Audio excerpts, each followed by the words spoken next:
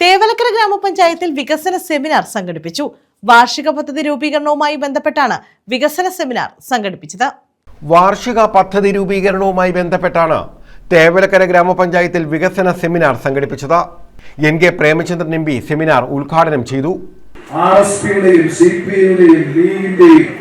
BJP-യുടെയും ഒക്കെ വിവിധ പാർട്ടികളെ പ്രതികരിച്ചുള്ള ജനപ്രതിനിധികളായിരിക്കാം നിങ്ങൾ തെരഞ്ഞെടുപ്പിൽ മത്സരിച്ചിട്ടുള്ളത്.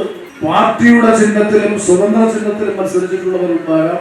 പക്ഷേ മത്സരിച്ച് ജയിച്ച് ഭരണസമിതിയിലേക്ക് പഞ്ചായത്തിലേക്ക് തെരഞ്ഞെടുക്കപ്പെടുന്നവർ മുഴുവൻ ഭരണസമിതി അംഗങ്ങളാണ്. ട്രഷറി കൈകാര്യം ചെയ്യുന്നവരാണ്, ഖജനാവ് കൈകാര്യം ചെയ്യുന്നവരാണ്. ഖജനാവ് കൈകാര്യം ചെയ്യുന്നവരെയാണ് ഭരണസമിതി അംഗങ്ങൾ എന്ന് പറയുന്നത്. കാരണം ഇവിടെ ഭരണ പ്രതിപക്ഷം പഞ്ചായത്തിനകത്തില്ല. പക്ഷേ നടപ്പ് അങ്ങനെയല്ല എന്നുള്ളത് എനിക്ക് നിങ്ങൾക്ക് നല്ലതുപോലെ അറിയാം. പക്ഷെ എന്റെ വിനയപൂർവമായിട്ടുള്ള അഭിപ്രായം ആ ഒരു സംസ്കാരത്തിലേക്ക് നാം മാറണം. കേന്ദ്ര സംസ്ഥാന ഗവൺമെന്റുകൾ ആവിഷ്കരിക്കുന്ന പദ്ധതികളും കേന്ദ്ര സംസ്ഥാന ഗവൺമെന്റുകളിൽ നിന്ന് ലഭിക്കുന്ന ഫണ്ടും പഞ്ചായത്തിന്റെ തനത് ഫണ്ടും വിനിയോഗിച്ചുകൊണ്ട് നമ്മുടെ ഗ്രാമത്തിന്റെ സമഗ്ര വികസനവും ജനങ്ങളുടെ ക്ഷേമവും എങ്ങനെ മെച്ചപ്പെട്ടതാക്കി മാറ്റി തീർക്കാമെന്നുള്ളത് മാത്രമാണ് നിങ്ങളുടെ ചുമതല. ഈ പഞ്ചായത്ത് ഭരണസമിതിയിൽ നയപരമായ കാര്യങ്ങൾ ചർച്ച ചെയ്യുന്ന സമിതിയല്ല.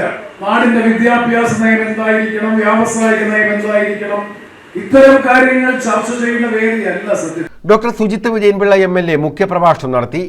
കൃത്യമായിട്ടുള്ള ആസൂത്രണം ഉണ്ടാകണം. അതിനുവേണ്ടി നിങ്ങൾ നടത്തുന്ന ഇടപെടൽ ഗ്രാമപഞ്ചായത്തിന്റെ MP പറഞ്ഞത് വ്യവസായികൾ പുതിയത് ഉണ്ടാകണമെന്നുണ്ടെങ്കിൽ അടിസ്ഥാനപരമായിട്ട് ചില വികസനങ്ങൾ നമ്മുടെ നാട്ടിൽ കൂടെ തേവലക്കരയിൽ കുറച്ച് ബുദ്ധിമുട്ടുകൾ അനുഭവിക്കുന്നുണ്ട്. അപ്പോൾ അത് അടിസ്ഥാനപരമായിട്ട് യൂണിറ്റ് തുടങ്ങുമ്പോൾ ഇവിടെ വൈദ്യുതിയുടെ ക്ഷാമമുണ്ട്. വൈദ്യുതി പുതിയ കണക്ഷൻ കൊടുക്കാൻ പറ്റാത്ത ഒരവസ്ഥ ഇപ്പോൾ നിലനിൽക്കുന്നുണ്ട്. അതിനെ മറികടക്കാൻ 2027 നമുക്ക് പുതിയ സബ്സ്റ്റേഷൻ നിർമ്മിക്കേണ്ടതുണ്ട്. അതിൻ്റെ ഒരു സ്ഥലം ഏറ്റെടുപ്പ് പ്രക്രിയ മുന്നോട്ട് പോവുകയാണ്. അപ്പോൾ ഇത് നമുക്കൊരു 6 മാസത്തിനുള്ളിൽ സ്ഥലം ഏറ്റെടുപ്പ് പൂർത്തിയാകും. അത് കഴിഞ്ഞ് കഴിഞ്ഞാൽ ഇതിന്റെ സിവിൽ സ്ട്രക്ചറുകളും അതിന്റെ സോയിൽ ടെസ്റ്റും എല്ലാം കഴിഞ്ഞാൽ പെട്ടെന്ന് തന്നെ നിർമ്മാണം പൂർത്തിയാക്കാൻ കഴിയും. അതോടുകൂടി തന്നെ ഈ കറണ്ടിന്റെ ഷോർട്ടേജ്, ഇപ്പം ഒരു ചപ്പാത്തി യൂണിറ്റ് നിർമ്മിക്കണമെന്നുണ്ടെങ്കിലും അല്ലെന്നുണ്ടെങ്കിൽ ഏതെങ്കിലും ചെറിയ വീട്ടിൽ തന്നെ തുറക്കാൻ പറ്റുന്ന യൂണിറ്റ് നടക്കുന്നുണ്ട്. കറണ്ടിന്റെ അലോക്കേഷൻ ഒരു ബുദ്ധിമുട്ടായിട്ട് നിൽക്കുന്നുണ്ട് എന്നുള്ളതാണ് തേവലക്കരയെ സംബന്ധിച്ചുള്ള ഒരു വലിയ പ്രതിസന്ധി.